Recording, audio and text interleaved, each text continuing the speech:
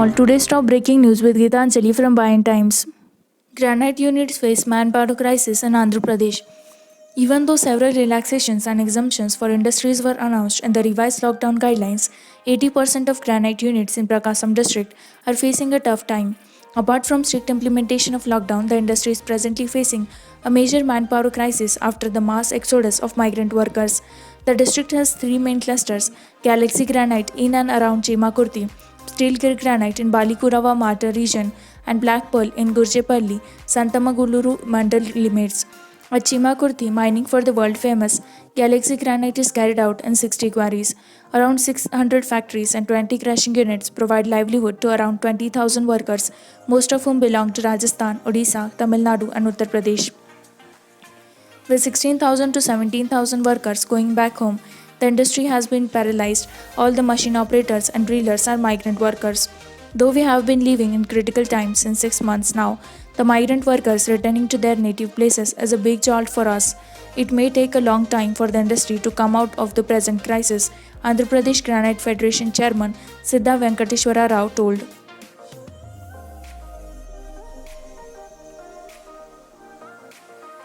COVID-19 tally in Andhra increases to 2,605 with 45 new cases. COVID-19 count in Andhra Pradesh went up to 2,605 with another 45 new positive cases reported across the state in the last 24 hours at 9 am on Thursday. One more death in Nellore took the toll to 54, as per the media bulletin issued by the State Command Control Room Health on Thursday morning. Out of the 45 new cases, 4 cases, 2 each in Chittoor and Nellore, were those people who visited the Coimbatore wholesaler market in Chennai. In the last 24 hours, 9 am to 9 am, a total of 8,092 samples were tested, and of them only 45 tested positive. Another 41 COVID-19 patients who recovered were discharged from hospitals, taking the total number of discharged to 1,705, including 25 from other states. The total number of active cases in the state is 846.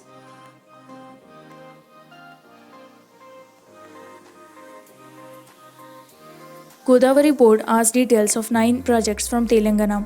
The Godavari River Management Board (GRMB) has asked the Telangana government to immediately furnish its views and detailed reports (DPRs) on the projects that were recently questioned by the Andhra Pradesh government. GRMB member P.S. Kutyal wrote to Principal Secretary Irrigation Rajat Kumar on Wednesday in this regard. Andhra Pradesh Irrigation Special Chief Secretary Adityanath Das recently lodged a complaint with the board on 9 projects: Kaleshwaram Lift Irrigation Scheme (KLIS), GLIS Phase 3, Sitarama Lift Irrigation Scheme, Tupakulur Kudem, Telangana Drinking Water Supply Project, 3 barrages on the lower Penganga River, Rajupet Bhimkund, Chanakra Korata and Pimparad Parsoda, and the Ramappa Tupakal Lake diversion. Andhra Pradesh also alleged that Telangana enhanced the utilization under the KLIS from 225 TMC feet to 450 TMC feet and from 70 TMC feet to 100 TMC feet under the Sitarama Lift Irrigation Scheme. In its complaint, Andhra Pradesh submitted the water utilization under the existing, ongoing and future and new projects taken up by both the sibling states from the Godavari. It also stated that there was hardly any water for projects to be taken up by them under 75% dependability.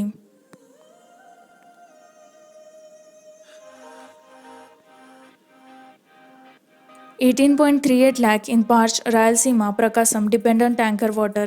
Following the depletion of groundwater level in Rayalaseema and South Coastal Andhra districts, drinking water is being supplied to people in those areas through tankers.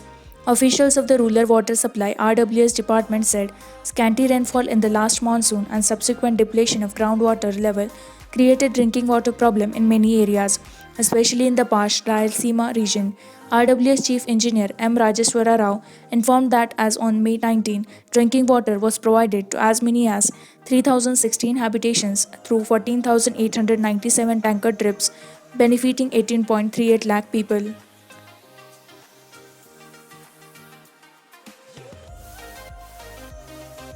Most of Guntur district to be back in business from May 21. Business establishments and small industries can now function from 7 am to 7 pm as 90% of Guntur district is under green zone, Collector I. Samuel Anand Kumar said.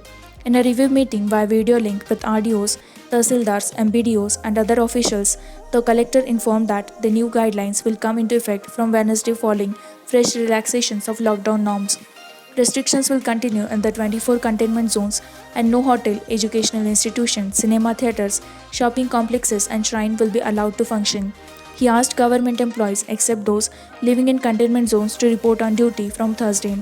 Wearing face masks and maintaining physical distancing at all times will be must for them. He directed officials concerned to acquire lands for distribution of house sites to beneficiaries on July 18 and complete pending works at the already identified sites. Compensation will be given to farmers willing to part with their lands.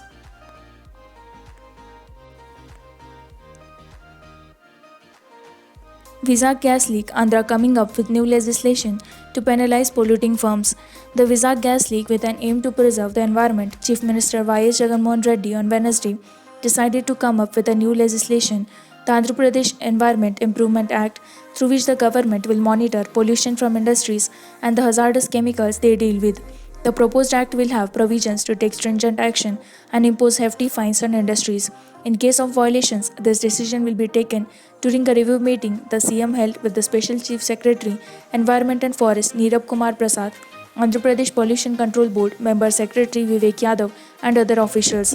The proposed act seeks to make industries more compliant, introduce a third-party auditing mechanism, install real-time pollution monitoring equipment, impose penalties for violating norms, and levy environmental damage compensation charges. The government opined that existing laws such as Water Act, Air Act, and Environment Protection Act deal with controlling pollution but do not have sufficient provisions to ensure compliance and environmental auditing.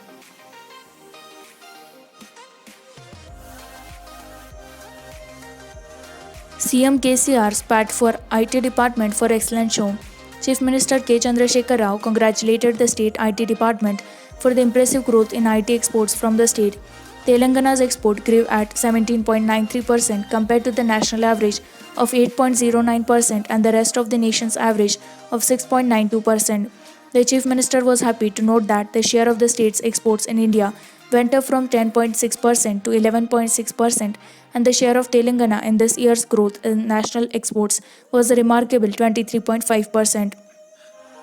This clearly indicates that Telangana is poised to be the most preferred destination for IT investments in the future, the Chief Minister said. He also directed the IT department to ensure that all measures and precautions are taken to ensure that the IT industry functions smoothly, keeping in view the coronavirus pandemic. IT and Industries Minister K.T. Rama Rao and Principal Secretary Jayesh Ranjan met the Chief Minister at Pragati Bhavan here on Tuesday and shared with him the details of the IT exports and the employment data for the financial year 2019-20.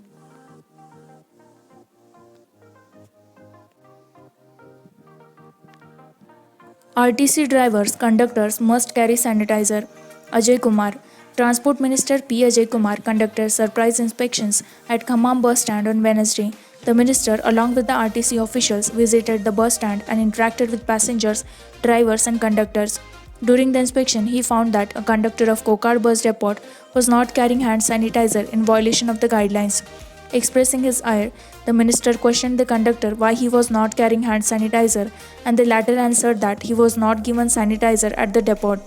Then the minister called Nalgonda RTC regional manager over phone, explained the matter, and directed him to take disciplinary action against concerned depot manager DM.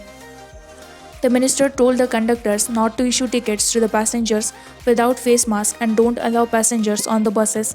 Physical distancing must be maintained strictly while operating the bus service.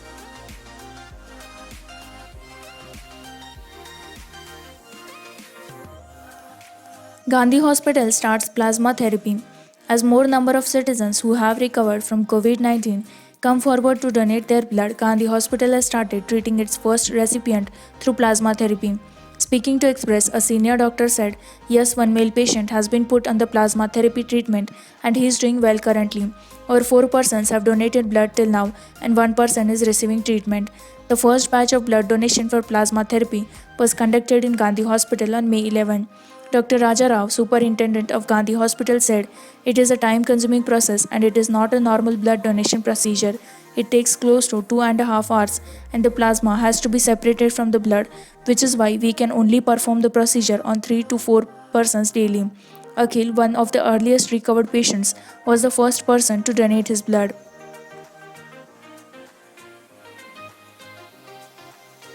50,000 houses for poor by August, says KTR.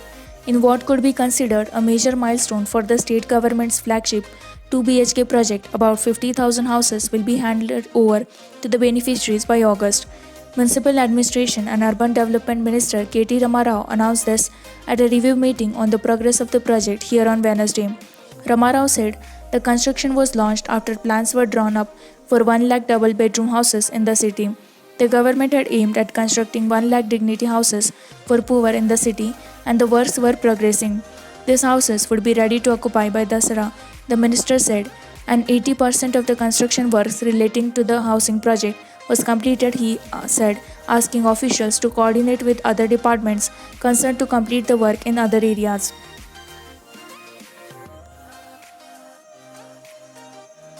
Vande Bharat Mission. 2 airports in Andhra Pradesh received 459 stranded Indians.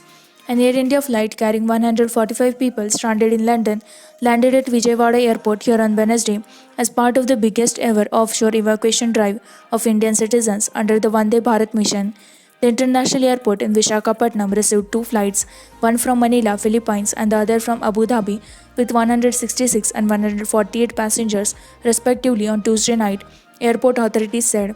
The national carrier from London arrived via Mumbai at the airport at 8 am. Vijayawada Airport Director G. Madhusudan Rao said, adding this was the first flight received after the lockdown was enforced across the country, including Andhra Pradesh.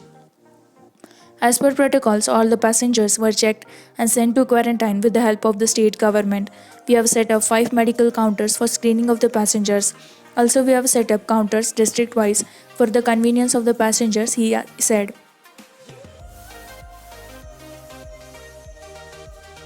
Schools in Andhra Pradesh to reopen on August 3. All schools in Andhra Pradesh closed due to COVID-19 will reopen on August 3.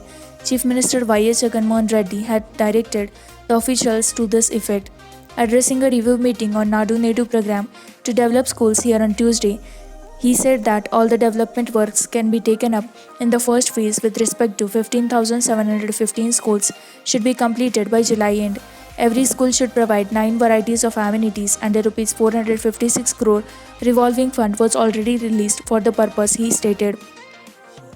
The district collector should review the work on a daily basis, and the officials should ensure that there was no problem with respect to supply of cement and sand for the development works, he added. All precautions should be taken while reopening the schools, and the summer vacation was extended for schools only to ensure the students were not inconvenienced, the Chief Minister said.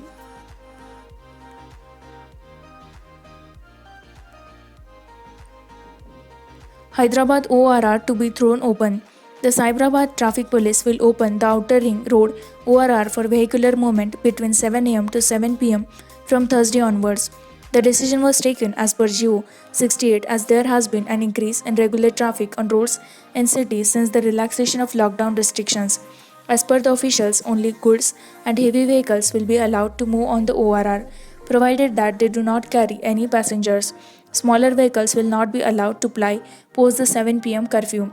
The pre-existing rule benefiting the entry of vehicles such as autos, two-wheelers, bicycles, and even pedestrians still stands. The police further reiterated that those using the road must follow the speed limit. The maximum speed limit for the first 2 lanes adjacent to the central median is 100 km per hour, and for the other lanes is 80 km per hour. Any goods vehicles seen carrying passengers will not be allowed to move on the ORR, and such vehicles will be stopped and confiscated, said Hyderabad Traffic DCP Vijay Kumar.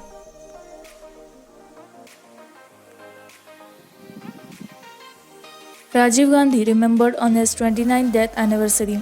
The Telangana Congress paid tributes to former Prime Minister Rajiv Gandhi on his 29th death anniversary here on Thursday. TPCC Chief and Nalgonda MP N. Uttam Kumar Reddy and several other senior Congress leaders offered floral tributes to Rajiv Gandhi and remembered him as a leader who fought for communal harmony in the country. Participating in a program at Gandhi Bhavan, Uttam Kumar Reddy said the contributions of late Rajiv Gandhi is strengthening local bodies, encouraging computer and IT sectors for the first time in India, and lowering of voting age would be remembered forever by the people of the country.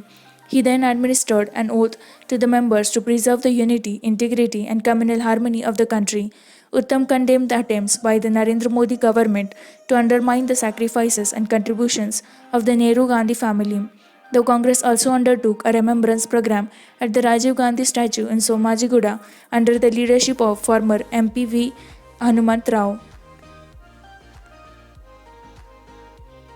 With this, we conclude with our today's news headlines. For more such latest news and updates, like, share, and subscribe By and Times. Stay tuned, stay updated.